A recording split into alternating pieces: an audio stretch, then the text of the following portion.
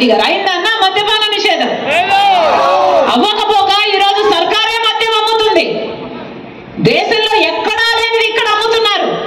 భూమట, DSC అట, capital అట, special status అట, ఎక్కడా లేవన్నా ఈ ప్రపంచంలో ఎక్కడా లేని బ్రాండ్లు. ఈ నాసి రకం మందు, ఈ కల్తీ మందు తాగి మన రాష్ట్రంలో పక్క రాష్ట్రాల కంటే 25% మంది గుండె లివరు చెరిపోయి చచ్చిపోతున్నారు.